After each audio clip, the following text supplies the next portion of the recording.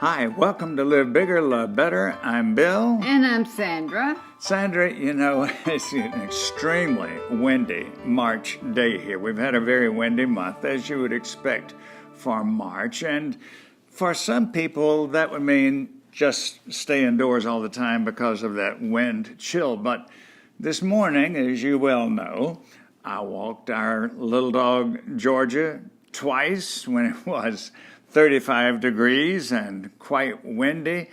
So I think you and I learned a long time ago it's highly beneficial, even when it's uncomfortable, to go ahead with your exercise program. I'm lucky, Bill, because most of my exercise is done inside. And I have a physical trainer that helps me do it. So that helps me and gets me going.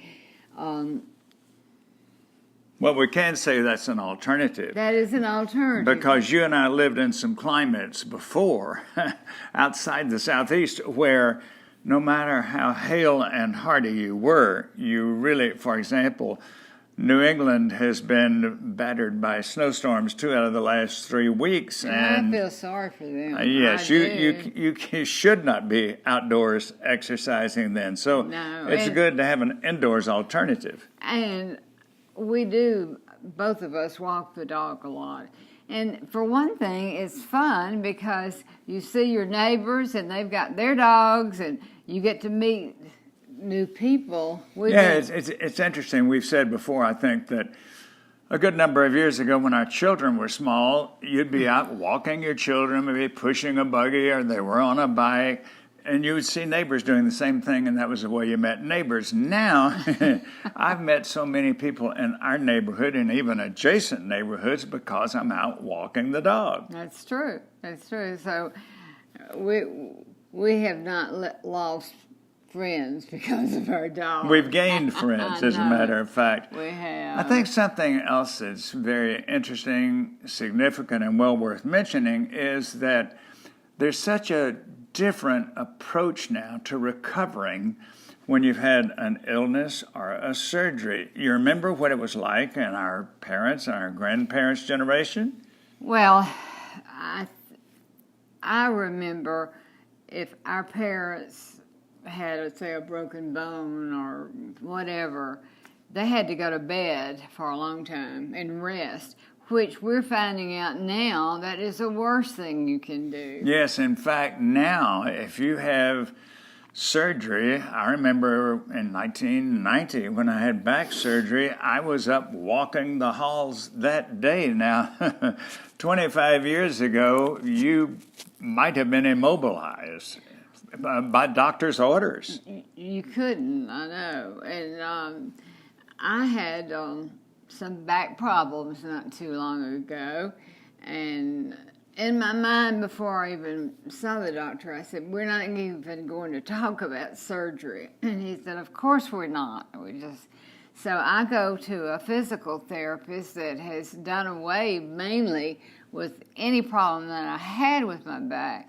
So between a physical therapist and an exercise therapist, I think I'm staying in shape as much as I can and chasing after the puppy and playing with her on the floor. And some days when you and I are traveling on a 1 or 2 day car trip, we miss those opportunities because we stop and we get out and walk. We take those breaks with or without the dog. We get out and walk some. But when we have to miss because of inclement weather or travel or anything else, we truly are sorry we're missing our exercise. It's not good for you to miss. And just to throw back when we were on our way flying to Italy and back, Bill, I don't think he sat in the seat 5 minutes, but they were big planes, and he would walk up one aisle and down the other and up and around, and I thought the flight attendants are going to send him and strap him down. Yeah, I hear they were coming in food and drink carts and dodging me a good bit of the time. But I'm hearing, since we got back from Italy, he was doing the right thing. And doctors are telling you now, do not sit still all day long, anywhere. Well, you can get blood clots. You People, can. they're From warning planes, travelers. you can, and even just sitting on. My therapist has told me, don't sit for a long time at one time. Get up and move, do something. Well, I get up and move to the floor and play with Georgia, which is fun for me, but we're learning all kinds of new things that will help you as you age and keep you, your bones healthy, all about you. And there's another factor that's equally as important, and that's your emotional health. Right. Because you truly can burn off stress. And when you're exercising, it doesn't even have to be golf or tennis or anything organized. Although my golf is disorganized, it doesn't have to be anything really organized or structured. If you're exercising, as people know, it's great for your metabolism and it's great for your mood. It takes your mind off any stress you might have been having. Just a sidebar to that with Georgia. We've had Georgia, our little puppy. Our puppy, our baby.